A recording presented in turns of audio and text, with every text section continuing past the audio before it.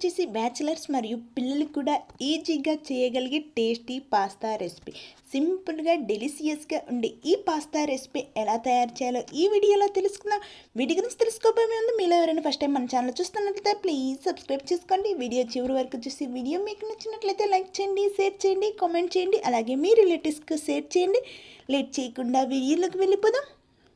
ముందుగా వీటి కోసం ఒక బౌల్లో 1 లీటర్ వాటర్ తీసుకొని అందులో టేస్ట్కి సరిపడంత salt, 1 teaspoon oil add చేసుకొని వాటర్ను బాయిల్ చేసుకోవాల్సి ఉంటుంది. వాటర్ ఈ విధంగా బాయిల్ అవుతున్నప్పుడు ఇప్పుడు ముందుగానే రెడీగా పెట్టుకున్న పాస్తాను అందులో యాడ్ చేసుకుందాము.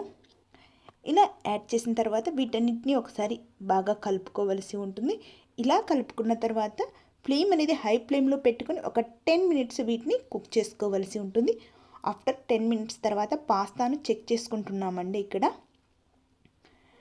పాస్తాను చెక్ చేస్తే మనకు అవి కుక్ అయ్యాయో లేదో తెలుస్తుంది. ఇలా తీసుకున్న పాస్తాను ఒక స్పూన్ సహాయంతో కట్ చేస్తే కట్ అయితే మనకు పాస్తా అనేది బాగా కుక్ అయినట్టండి. ఇలా కుక్ చేసుకున్న వాటిని ఇప్పుడు స్టవ్ ఆఫ్ చేసి వీటిని సపరేట్ చేసుకోవాల్సి ఉంటుంది.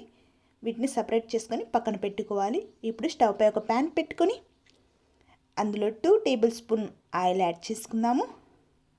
ఆయిల్ హీట్ అయిన తర్వాత 1 టీ స్పూన్ కట్ చేసి పెట్టుకున్న వెల్లుల్లిని యాడ్ చేసుకున్నాము. అలాగే 1 కట్ చేసి పెట్టుకున్న ఆనియన్, 3 తరిగి పెట్టుకున్న పచ్చిమిర్చి, 1 చిన్నగా తరిగి పెట్టుకున్న క్యారెట్ను అందులో యాడ్ చేసుకుందాము.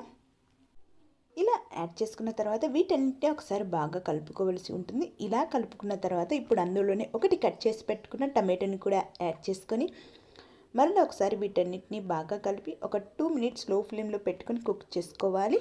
ఆఫ్టర్ 2 మినిట్స్ తర్వాత 1/2 టీ స్పూన్ పసుపు, 1/2 టీ స్పూన్ కారం, 1 టీ స్పూన్ ధనియా పౌడర్.